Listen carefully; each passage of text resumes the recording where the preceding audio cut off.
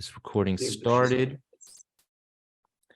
And this partnership started now 3 years ago, right? Taught a whole series of courses from 1 to 2 to 3. And now we have a whole certificate program in Hindu civilizational studies.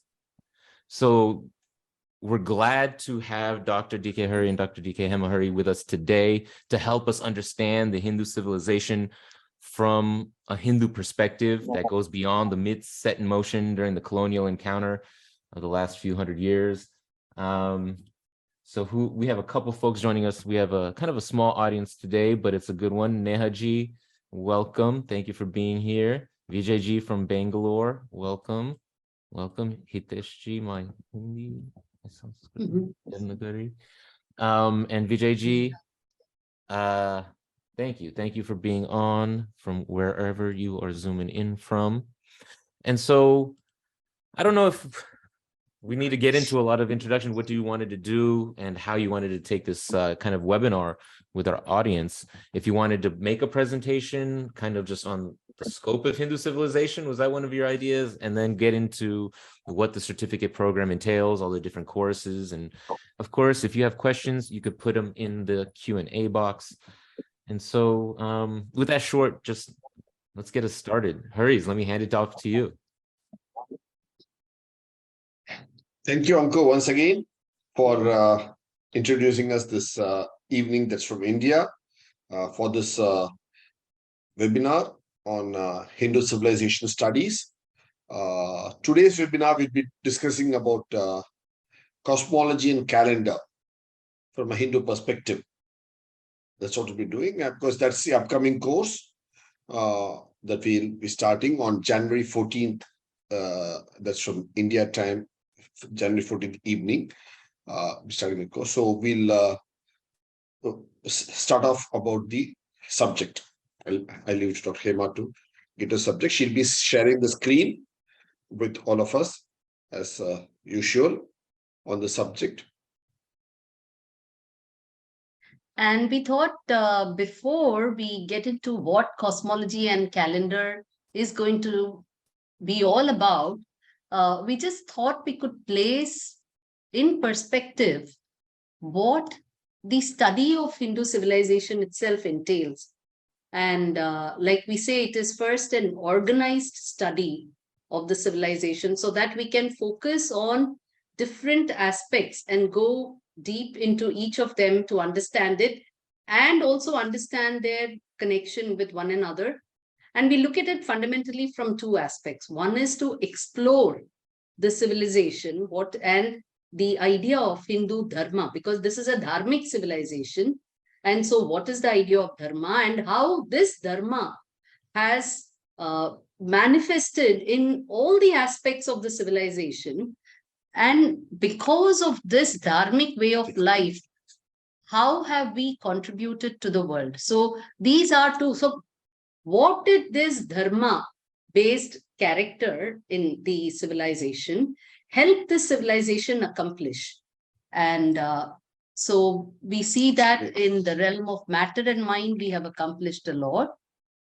And as such, the dharma, it beautifully manifests in how we have named ourselves and how we look at the geography of our of the land where this Hindu civilization has been nurtured, has grown, and how the divinities and dharma itself, and how the idea of religion stems from that. And then we look at cosmology and calendar, because calendar is something that really rules our day-to-day life. Even now, we've all come together looking at the clock. Oh, it's 10:30 IST and whatever times, wherever in the world. So let's all get together. There is this session going on. So every little act of ours is governed by time. But what is time really? I mean, is it really what we wear on our wrist or what we see on our laptops or our phones, smartphones? Is that what time is? But really, if you see, we have become so disconnected with what time really is that we rely just on these gadgets and the numbers they show us. We have lost our connect with what these numbers really imply. And if we understand that, we will understand this civilization much better. We'll understand mankind much better. We will understand what is the dharma of humanity per se as a whole. It is not just the Hindu civilization which is supposed to be dharmic, and what then dharma really means. So this cosmology and calendar gives you very good handle into what really is dharma and how it is applicable for everybody. And from there on, we see how the society and culture has been shaped. So that is fundamentally about exploring the Hindu Dharma and then its contributions. So there are 4 quarters on exploring Hinduism, and there are another similarly 4 quarters on the subject of Hindu contributions to the world. So this upcoming quarter, what we'll be dealing with is on the subject of cosmology and calendar. So totally they are about 8 courses and for 8 quarters. And we have put them again as a wheel. And they are circular as well. The courses, they will be going on in cycles. And you can join, hop on and hop off. We have somebody from London here, Karen. And so it is like they have the hop on, hop off tours. So you can tour Hindu Dharma by hopping into any of the courses. And if you are finding the time to stay committed for 2 years and 8 quarters, you can do all of them in a sequence. In a single trot. And at the end of it all, you will, so each of the course per se is 10 sessions, online sessions with us. And so we will walk you through the idea in about 100-minute session, which typically extends usually into about 2 hours also sometimes. And we have some quizzes and some diary logs that you can maintain as part of your course. And there are class recordings, reading material, films. So it's a very well-structured, focused course for each quarter. Where importantly, all your questions can be asked. And we'll all collectively attempt to answer them, all of us. So that's the effort. So it is not that you're going to have any unanswered questions. Every session, all the questions are answered, at least attempted to be answered in the ways we understand. So that is a big plus point. Whatever question we have on Hindu civilization, thought, study, ideas, perspectives, we look at all the questions that you have in your mind. So whenever you do just any one of the courses, you get a completion certificate. And if you do all 8 is when you get this program certificate, which is what Ankur just spoke about, certificate program in Hindu Civilization Studies, which is a 12-credit program, international credit. So they can be used anywhere across the world. So then coming down, Doug, you may ask actually, why did we conceive this particular course? And why are we looking at it as Hindu civilization? And what would be the advantage or plus point? Now, if you look at it, this particular civilization, the Hindu civilization, we all know is one of the long-standing, surviving, continuously living civilization for over millennia. And not only that, it is a civilization which has attracted people from all over the world for various reasons. And not only that, the name that has been given to this land, which we call Bharat from here, the Hindus, but people have called it India, and both these names are the names of the civilization now. And this name India has influenced the name for so many other different lands. So, which means that this civilization has done something remarkably well, something good, which has attracted so many people. And it has been a role model. So given that, it would make sense to understand what this role model is, and therefore look at it from a civilization perspective to see what are the lessons we can draw from it, and to scale up these kind of soft skills, build up our ideas, concepts, expand our horizon so that we can be more relevant and help to take the world in a more sustaining manner as well. So that is the reason why we conceptualize this as a civilization course, and we look at all these various aspects of the Hindu civilization, from identity to geography, history, and these are what have been grouped to form the various courses for of the 8 quarters. So peacock is not just a beautiful bird, but its feathers represent so many aspects of the Indian thought. Hindu thought is what we're trying to bring out. And obviously timekeeping calendar is an important aspect, which is shown here, just what we'll be dealing in this particular next 10 weeks. And along with timekeeping, I mean, what is the point in just looking at time if you're not going to celebrate those moments? So we will also be looking at various festivals. Because one of the things that really creates questions in people's minds, the Hindus' minds, especially the Hindu minds, especially of the younger lot, is why do we celebrate different festivals or different ceremonies and so on different days? Because we are all used to going by the January to December calendar in present times, which we call as the Gregorian calendar. So we're used to that in commercial terms. But whereas we follow, the Hindus world over follow a slightly different calendar, actually a much older calendar, which predates the Gregorian calendar, which is only about 500 years old, which itself was a correction on the earlier Julian calendar, which had gone awry. But our calendar goes back many millennia before the Julian calendar too. And we find that the events when we celebrate as per the Hindu calendar, they come on different dates as per the Gregorian calendar. And why is this happening? And how do we reconcile? So these are various questions. So does that mean that the Hindus really don't have any sense of timekeeping because every year we are celebrating it on different dates? That there is actually a problem. If you don't understand this, it tends to put youngsters into a very diffident mode.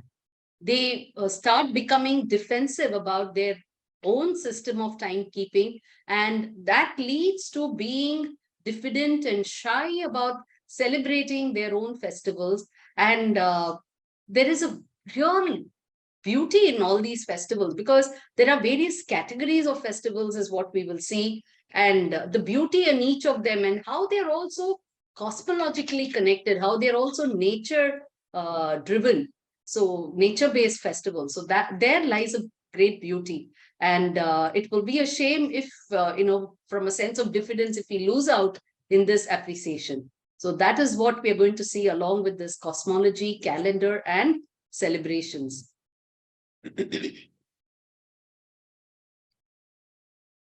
So this particular course, what we will be doing is we will understand first what gives rise to the notion of time itself. What is time really? In one of the courses, we have seen what is creation and how time and space start with creation and how this creation has been explained in Hindu thought. And from there on, we move on to time itself, dealing with time, measures of time, how this time has been kept, and what are the names. If you talk about Hindu calendars, we have terms like Yuga, Manvantara, and so on. So what are these terminologies? How do you understand them? And from this, we will actually see the huge grasp of cosmology that the Hindus have had and which we still follow even today. Which you'll not be amazed actually at the grasp that we have had. Simple aspects, but beautiful grasp. In fact, like we always say, we take great pride in one of the students in our courses whose great grandfather was a person who used to draft the Hindu calendar. And yes, this kid is also very, very smart and he seems to be following in his grandfather's footsteps. But the point is that those are the calendars which are there even today for us to follow. And today, most of us in our homes, we celebrate festivals or observe various days based on such calendars. So how do we understand? But mind you, here again, different parts of India follow different calendars. So if you're from Punjab, you'll be following something else compared to what is followed in Maharashtra, compared to what is followed in Andhra or Tamil Nadu. So Kerala. So what are these calendars? Because even amongst Indians, that's another question that continues to puzzle us. Why do we have, some people have Diwali on one particular day, another group celebrates it one day later, and so on. So how do you answer such questions of youngsters, or even for that matter, one's own set of questions. There's a nice scientific reason. It's a nice natural reason linked to nature. That's the beauty of it. Because after all, we humans are part of nature. And the calendar is part of cosmology, which cosmology is part of nature. So there's a clear human, cosmological, natural nature connect. That is what we'll be seeing through all this. And so that makes it, so it's not language centric, it is not region centric, it is not a view centric, it's not opinion centric, nothing. You're just nature aligned. As simple as that. Or even religion centric. It's actually nature aligned. If you're nature aligned, you're part of your dharmic. As simple as that. And you have to be obviously scientifically aligned, not just because science follows rules of nature and nature and science are intertwined. So that is the beauty of what we bring out in these aspects. And ironically, you will at the end of this, you will see that it is actually the Hindu timekeeping system, which with all its scales and measures and the idea itself, which is very well suited for scientific, especially space-related applications for the future. And so that's something that will emerge at the end of this course. And this is something that youngsters can take with them. And we never know who will contribute in what manner. As they go forward in life.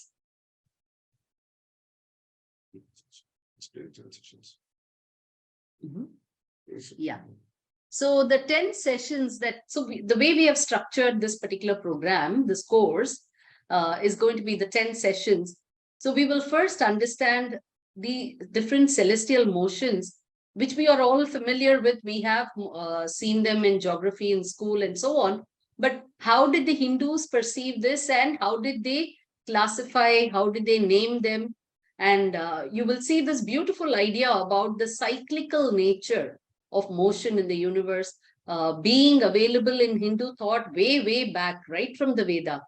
And that consistent theme you will see, not just cyclical motions, but cyclical in, therefore, these cyclical motions, therefore, giving rise to the idea of cycles in many other aspects.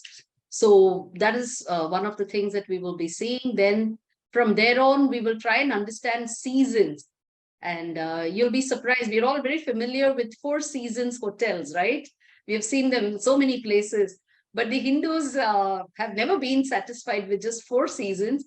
We have 6 seasons in our calendar. The Hindu calendar has 6 seasons. And why? So why do we get 6 seasons? And what are they? So that is another aspect that we will be seeing. And not just seasons on Earth, but seasons for, not just seasons for regions of the Earth, but the season of the Earth itself. So, like the precession cycles and so on. So, and how these have been factored into understanding time. So that is one of the sessions. Then we will be looking at the timekeeping measures. So from all this, how do we have the terms, the yuga, the manvantara? How what do we mean? What do they mean? And why have they been named so? They have not been randomly named. Each term has been scientifically given, logically, rationally given. So what are they, and what do they mean in understanding the gamut?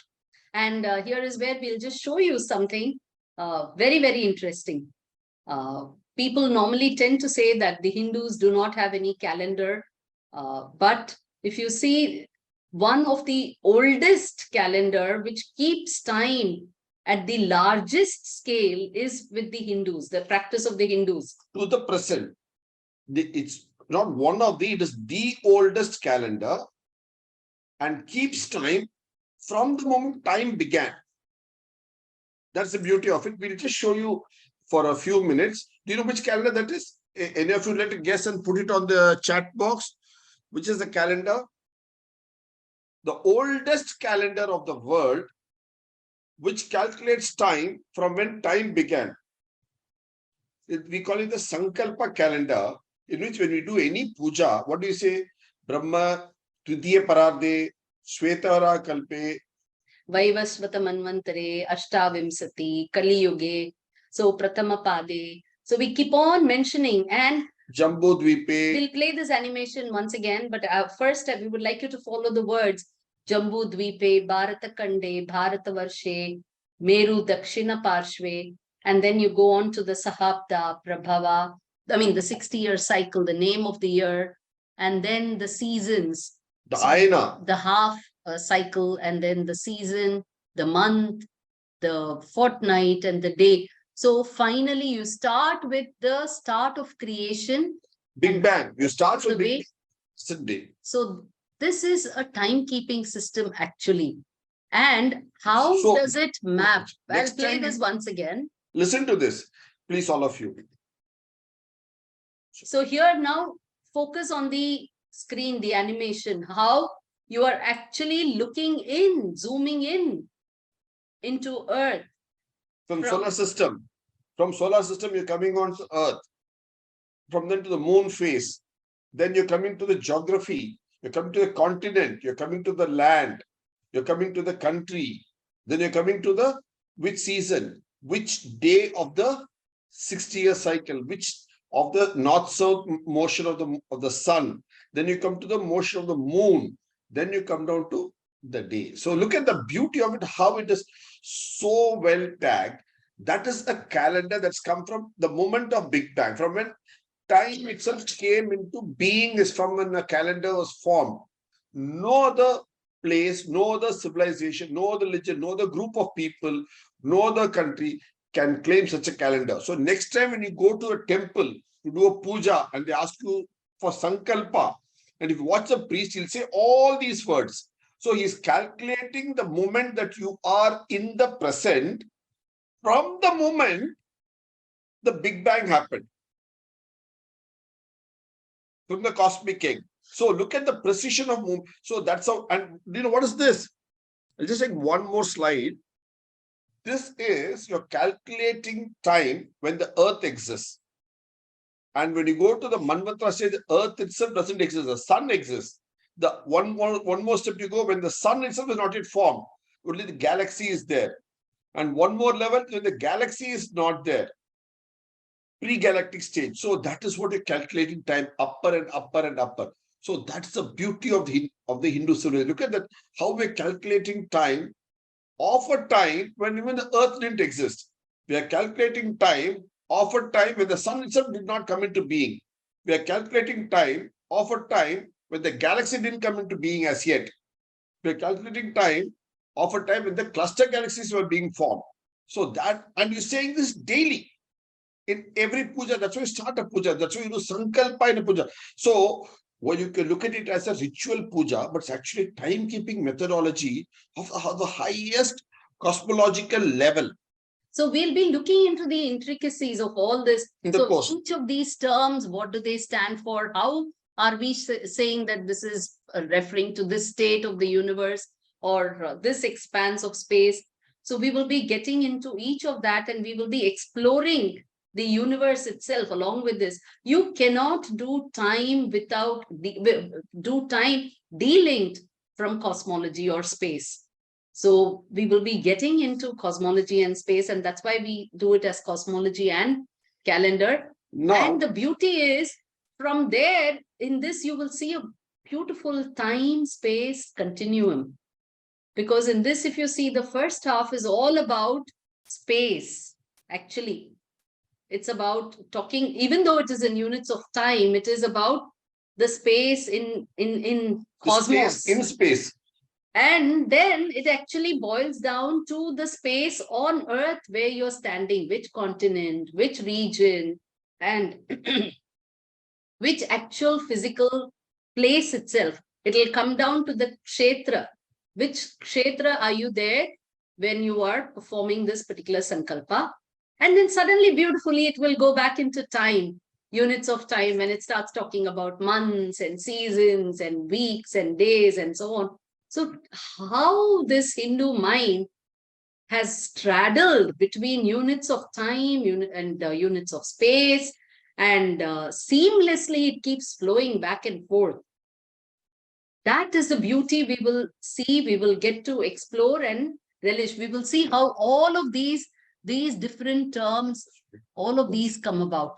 Now, all of you know, all of you follow GPS. What do? You tag something. You geotag something. Look at the tagging that our people did millennia ago. They age tagged it. They geotagged it. They sun phase tagged it. They season tagged it. Calendar tagged it. Moon phase tagged it. Current day, date, time tagged it. So it's the tagging that we think, the geographical tagging, all the taggings we talk of today, we think is all a new age terminology, a new age thought process of tagging something down.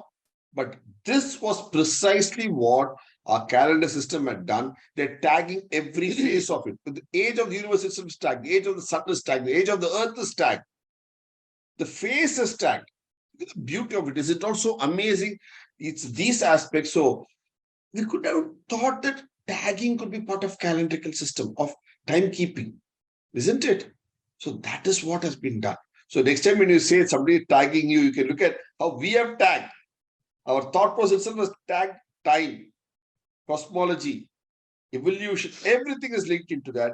Let me just go back to one more slide, show you on how such the amazingly wonderful aspects in this. So just do that.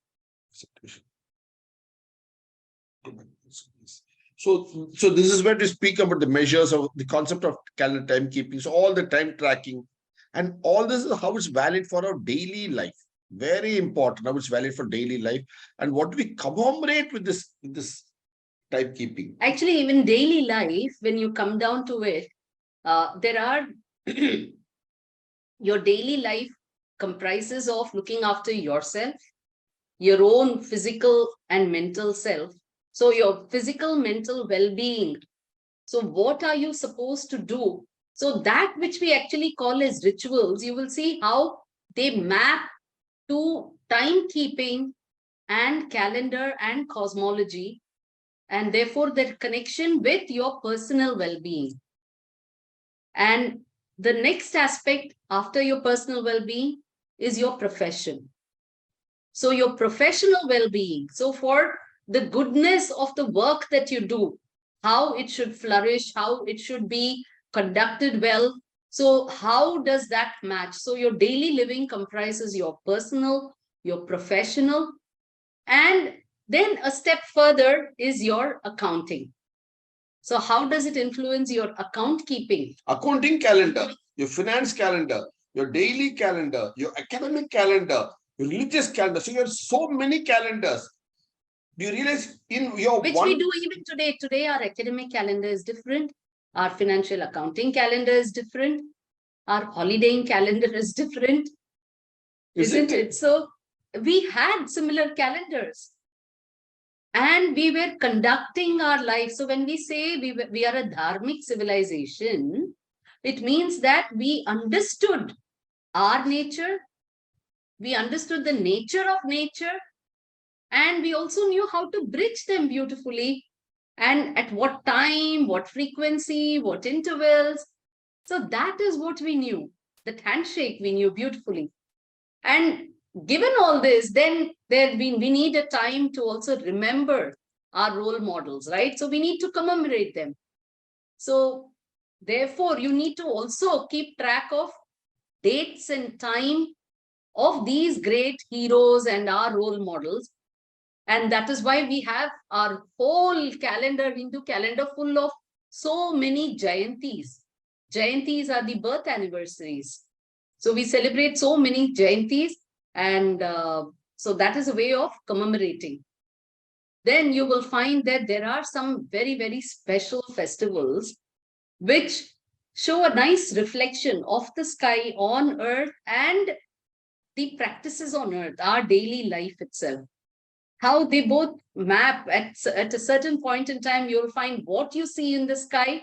So, for most people now, everybody is familiar with the term WYSIWYG, right? What you see is what you get. That is the computer terminology for user interface, right? So what you see is what you get. And yeah, we also have garbage in and garbage out, but that's not what we want to talk about. We're talking about what you see is what you get. So what you see in the sky is what you will get on land as well. at that particular for some of those connects, and that is what we will be seeing. Some of those beautiful connects, and like for instance, Naga Panchami, Garuda Panchami is one of them.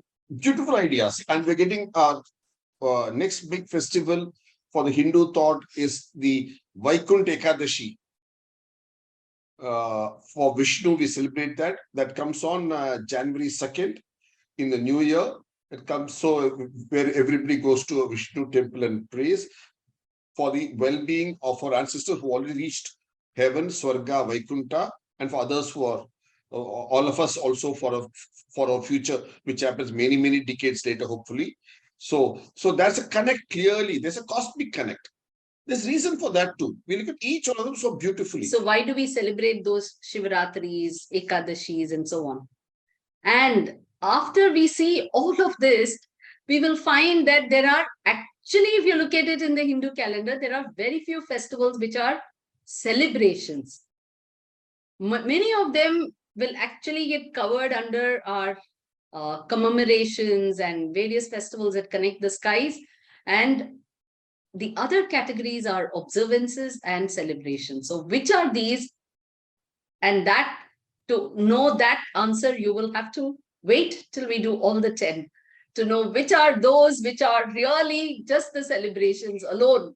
Because for that, you need to understand the step-by-step play. I can't just take you to the 10th step and because you'll not trip and fall. You'll have to go step by step. It's not structured so well. At the end of the 10 sessions, each is about 90 to 100 minutes. We'll all get a fairly good idea of how we are all in synchronization with nature. This we call sync, S-Y-N-C, not S-I-N-K. We are all in sync with nature, S-Y-N-C. We are going to rise and sync, S-Y-N-K, with nature and the cosmos in this particular thing. And you will really be amazed at the science, at the scientific mind of the Hindus and the way they had understood time. And you will see the relevance, and nothing will just be a mere ritual and a superstition after this. It will just be sheer cosmology and science. And so that is fundamentally about the course on cosmology. And the reason, like we said, to come up with this program itself is to be able to overcome the diffidence, understand the ethos and the ways, and then we'll be able to relish it ourselves, share with others, and also it will give us some self-confidence to be able to dare and apply them and work further in that direction and in a way that is relevant to present times as well. And I'm sure you would have come across this information, but otherwise as well, this particular course is okay for students, professionals, as well as families. But each of them, this particular course can be of value. There'll be a take home in this. For students, of course, the credits are a big attraction. And for professionals, the mindset change that they will undergo when they do this, and the way they'll be able to see their own professional world will be very different. And of course, for families and elders in the families, they will find rational, logical explanations that they can take home to their families. The characters explain how each celebration is, every observation is, so that is where you can relate to each festivities. Because otherwise, the festivities you do, we celebrate, we don't know why we celebrate it. So it's a connect. Within the family, there's a connect. Well, there's a professional connect, there's family connect, and students. So at all levels, there's something, a clear take home in this. So actually, our courses, we have people from 12 onwards and going up to 70s and 80s attending the classes. So it's a very, very nice crowd. I mean, it's a very diverse participation, and everybody contributes during the courses. It's very interactive. We allow for questions to come, and we take them as and when they come. We don't expect you to hold on and sit on them till the end of the class. Very interactive. We want your questions, because don't worry about the flow breaking. We'll not allow that. We'll ensure that we cover the flow for the day. Just that, because we don't want to lose your question. also as it comes to you. So that's the whole perspective we do it. So we have a sense of dare and confidence about our civilization. And then we look at this from a new perspective of the whole world, which is what the whole idea is to do. So the content is there for all of you to watch and take what you want out of all this. Okay. So if you have any questions on the subject or on the course or about the university, I think between Ankur and us, we'll try to answer all your questions. Yes, wonderful. Wow. I think you convinced me. I'm enrolling in the certificate program. Welcome. Welcome, Ankur. The webinars are not enough. It seems it's really come to this, like you said, you can in one trot get all of this information in a structured, organized, and this one class, cosmology and the calendar, seems like the place to start, right? The time to start. It just fits very beautifully. So Kumuji just kind of got the general question and maybe how she phrased it. How long ago has India been a Hindu land? Just like the time frame. From when man came into being, it's been Hindu land. Because the Hindu is not a term given by somebody else to us. See, of course, technically, if you look at it legally, constitutionally, the term Hindu has been applied for us for about 150, 107, less than 200 years now.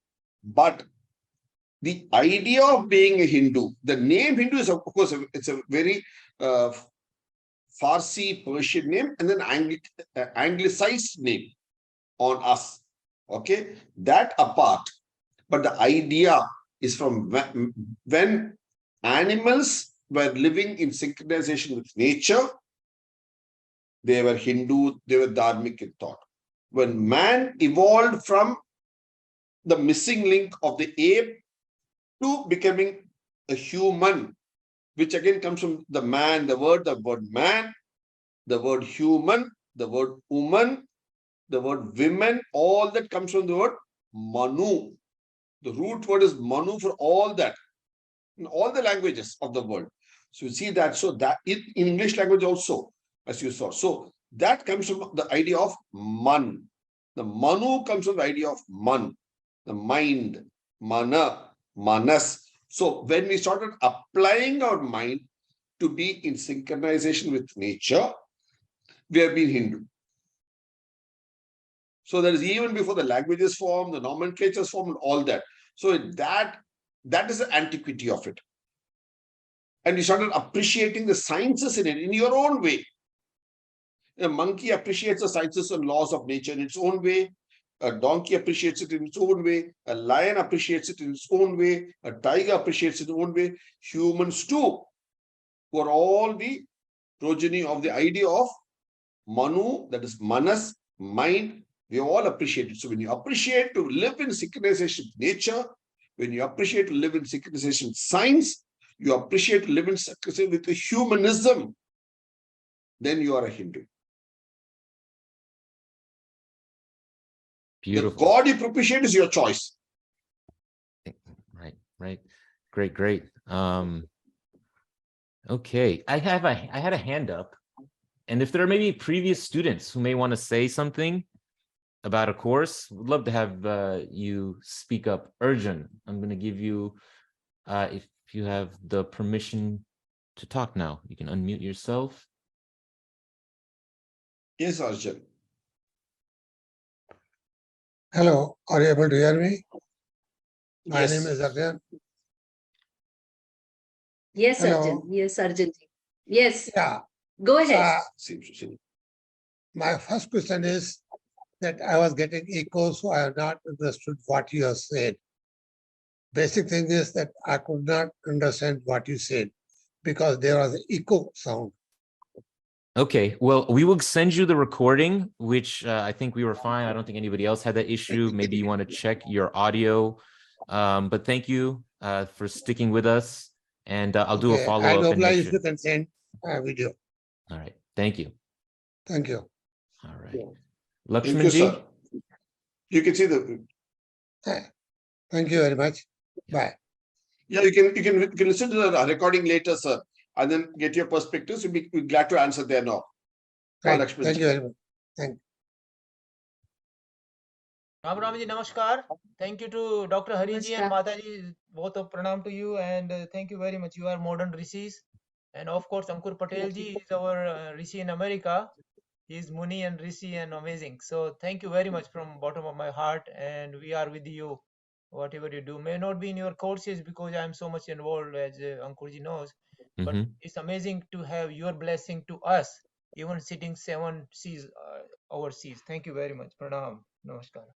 Thank you. And this statement coming from the bottom of your heart, especially from a cardio, I think holds a lot of value, sir. Thank you. Jai Ho, Jai Ho. Thank you very much. Thank you. Thank you, Thank Lakshmanji. you. Always a pleasure. We've met around the country for different causes and events, so it's great to have you on. Thank you for your continued support. Harita ji.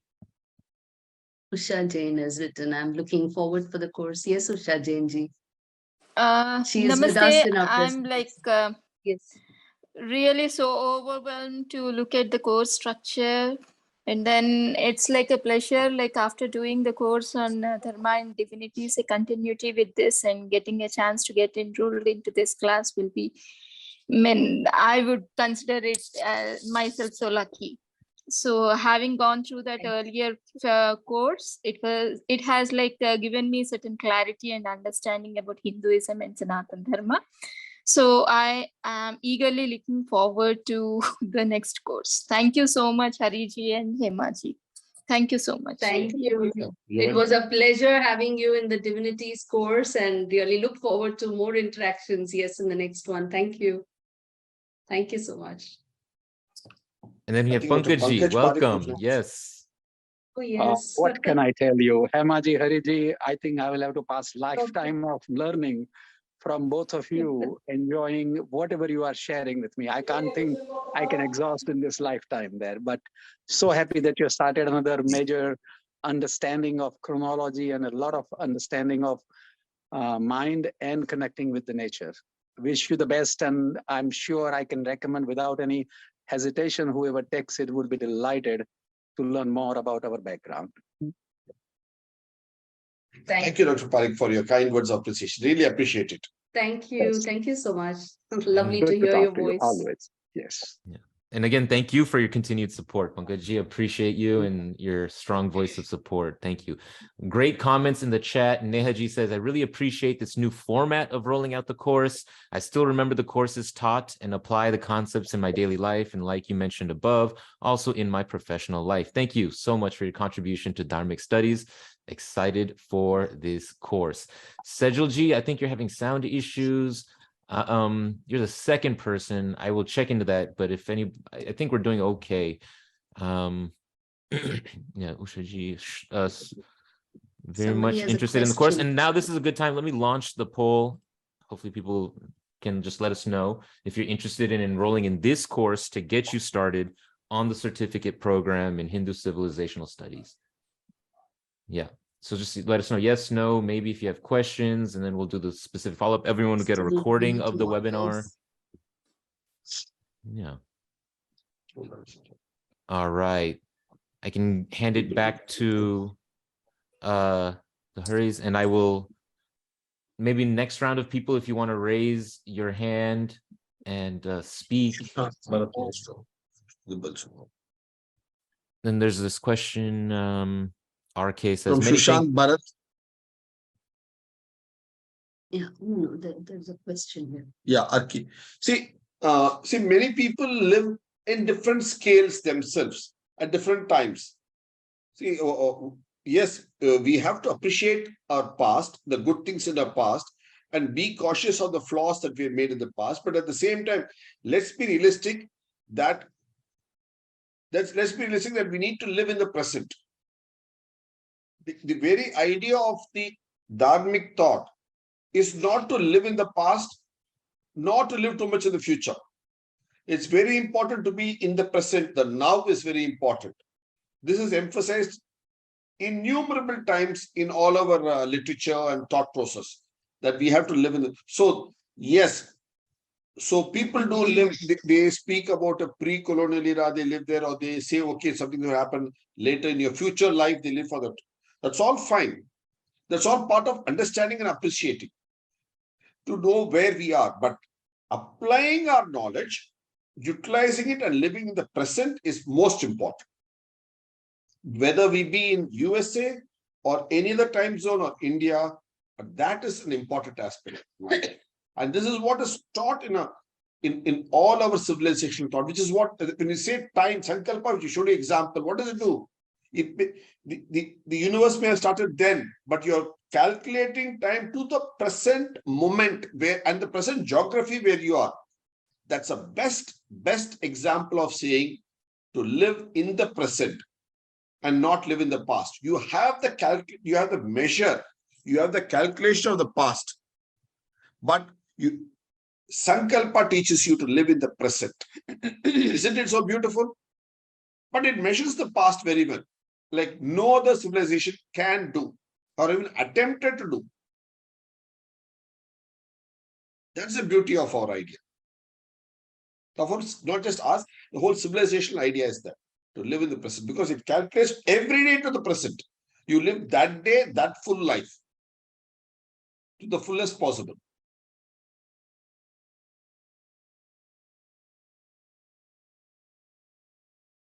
Wonderful, man. I'm excited. I think a lot of people are excited. You've Yeah, thank you, Vijayji. Thank you. unfortunately, our attendance for this webinar is not so high, so I don't think we're going to get as many questions. Yeah, we are so competing please, with the World Cup. I know. I was just watching that. It was so exciting, actually. Oh, it's probably over by now. Went 2-2. I was watching them before. That's why I was late. But if anybody has any other questions, let's raise your hand. We can definitely just allow you to unmute. If you want to type it in, that's fine. And as they say, they answer every question, every session. And so that is one of those just amazing features of having gurus like you. So just a pleasure, and I'm looking forward to it. I think a lot of people will be. So if there are no other questions, maybe I can just hand it back to you for closing statements, and we'll do all the follow-up and make sure that we get a nice batch for the 2023 winter quarter. That's what we call the January to March, the winter quarter. So we start this next course on January 14th in the upcoming new year. And that day, incidentally, is the Shankranti day. The very word Shankranti itself means change to new. Give up the old, ring out the old, ring in the new. That's also a very calendrical thought, isn't it? It's all about to do ringing out the old, ringing in the new. So that's a very thought. The Shankranti means that. So let us bring in the change, both in ourselves, the knowledge we relish, and share it to the people around on Shankranti Day, which is a wonderful festival of the land that we've been celebrating for millennia. It's a timeless festival. Incidentally, there's a book on why and how we celebrate Shankranti in different parts of India. It's part of our mini book series. It's available in our BharathGyan website, those who want to read it, which is also part of the reading of the course on calendar and cosmology. Because we will be covering these kind of festivals, different festivals. So one half of the course will be predominantly on understanding how we have been keeping time and how to understand the Hindu calendar. And then one half of the course will be understand the various festivals. Why are they celebrated when they are? What do the festivals stand for? Because that determines why they are celebrated when they are celebrated. So that is very important. And so these are the two segments. So children will find it very useful because they will be getting a lot of information about the various Hindu festivals. So I guess with that, we look forward to you and your friends and families joining us on January 14th. And welcome. Thank you. Thank you so much for this opportunity to meet all of you on this webinar. Great. Thank you. Namaste, Dhanyawad. Thank I'll you. see you at least January 14th and maybe sooner. Thank you. Thank you. Thank you. Welcome. Namaste to all.